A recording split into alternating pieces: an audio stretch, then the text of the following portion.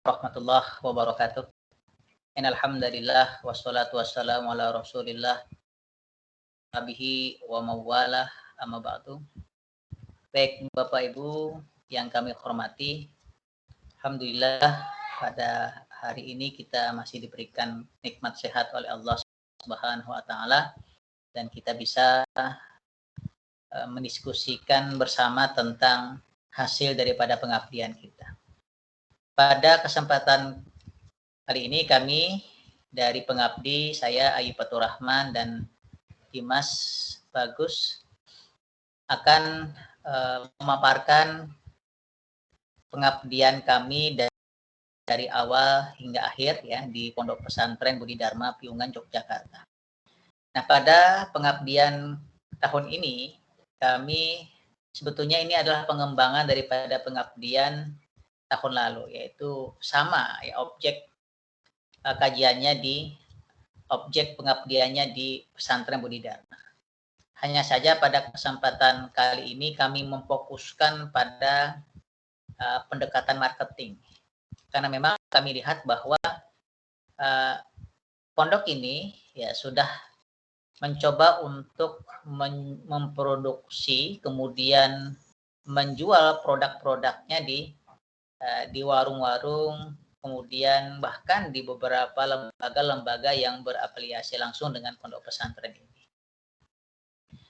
Nah, tetapi dalam kenyataannya kami melihat bahwa tentu ada kelemahan, ada kekurangan yang perlu kami lengkapi.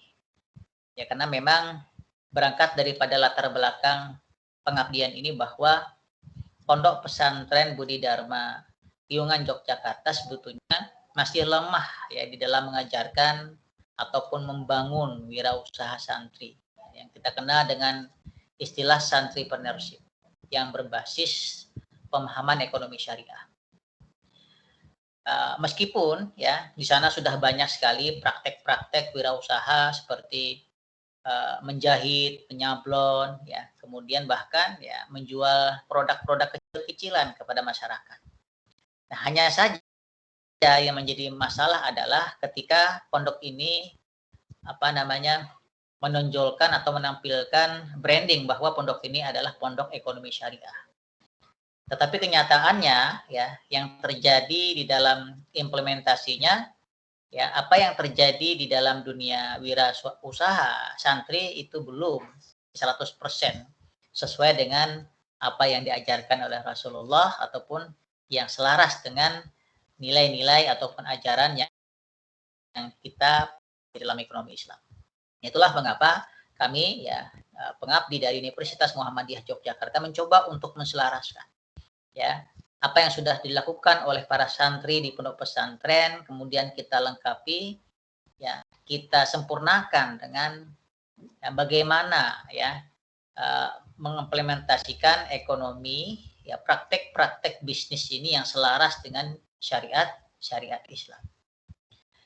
Nah kemudian,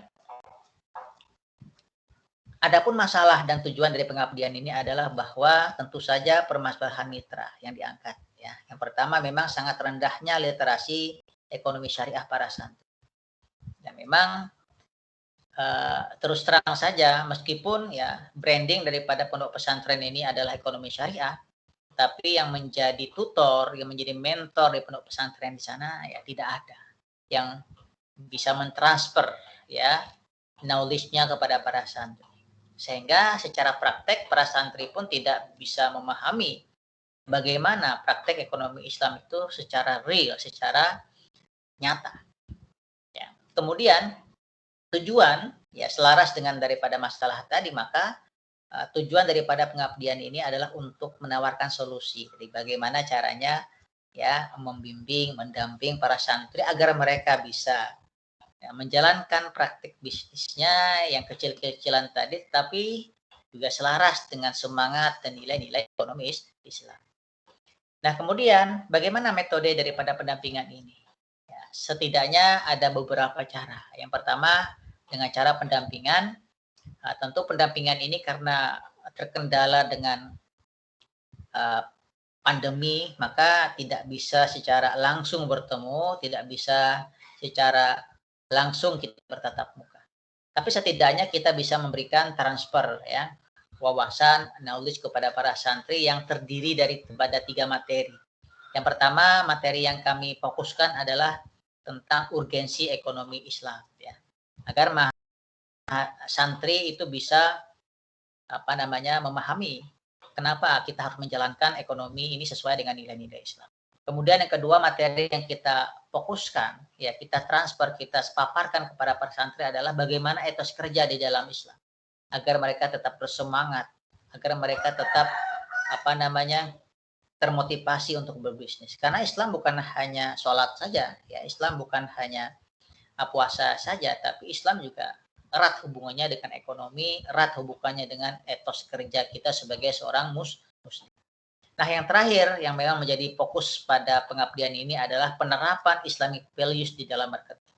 Tadi di awal sudah kami sampaikan bahwa di pondok pesantren ini sudah banyak sekali produk-produk yang siap dijual kepada masyarakat, seperti gorengan, ya, kemudian aneka macam minuman dan sebagainya, dan itu sudah dipraktekkan oleh para santri di berbagai pasar kecil-kecilan, bahkan di lembaga-lembaga yang itu ada hubungannya langsung dengan pondok pesantren ini.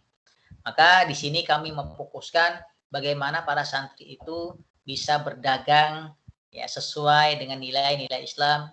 Ya, misalkan kita gabungkan antara konsep ikhtiar dan tawakal ya. Mereka tetap ikhtiar secara proporsional sebagai pembisnis, tetapi pada akhirnya ya apapun hasilnya, keuntungankah, kerugiankah, itu semuanya diserahkan kepada Allah. Kemudian di dalam implementasinya mereka juga tidak boleh berperilaku curang. Ya, meskipun salah satu tujuannya juga adalah keuntungan, tapi bagaimana mereka tetap istiqomah ya untuk berdagang secara jujur, istiqomah berdagang secara transparan, itu tetap dikedepankan. Itulah nilai-nilai Islam yang perlu kita tekankan di dalam marketing. Karena akhir-akhir ini banyak sekali orang yang memasarkan produk-produknya jauh daripada kejujuran. Nah, nilai-nilai Islam mengajarkan kita apapun produk kita sampaikan saja sebagaimana adanya. Itulah yang diajarkan oleh Rasulullah ketika Rasulullah menjadi seorang pedagang, ya, memperdagangkan produk-produk mudharibahnya yaitu Siti Khadijah. Kemudian metode yang kedua adalah tentu saja dengan diskusi, kita berikan waktu untuk berdiskusi, ya santri dan juga mentor dan tutor agar mereka bisa memahami masalah-masalah yang mereka alami, kemudian menemukan solusinya. Dan alhamdulillah ketika ada semacam dialog, ada semacam pencerahan dari pengabdi, maka hasilnya terlihat sangat jelas bahwa di dalam prakteknya misalkan ada penjualan ataupun cara berniaga santri secara sikap terlihat mereka lebih proporsional dan tawakal. Ya, konsep tawakal dalam berniaga berarti bermakna relasi kepada Allah, ya, sebagai pengontrol segala aktivitas kita dalam berbisnis. Jadi apapun yang kita lakukan itu ada nilainya. Maka tentu saja ini akan berdampak yang signifikan terhadap keyakinan para santri akan konsep rezeki. Ya, keyakinan ini juga berdampak terhadap perilaku kita dalam berbisnis. Kita tidak mengejar materi, bahkan menghalalkan segala cara. Nah, sehingga ketika santri mendapatkan keuntungan, mereka juga tidak jumawa, mereka tidak arogan, mereka tetap bersyukur kepada Allah.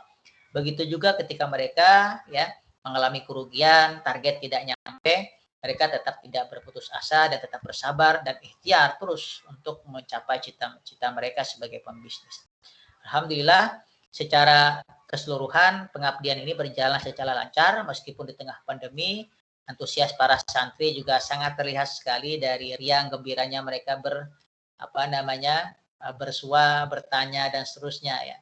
Dan kami senang sebagai pengabdi bisa mentransfer knowledge kepada mereka. Mudah-mudahan apa yang kami sampaikan itu bermanfaat bagi mereka baik di dunia maupun di akhirat. Ini saja dapat yang kami sampaikan. Billahi taufiq wal hidayah. Assalamualaikum warahmatullahi wabarakatuh.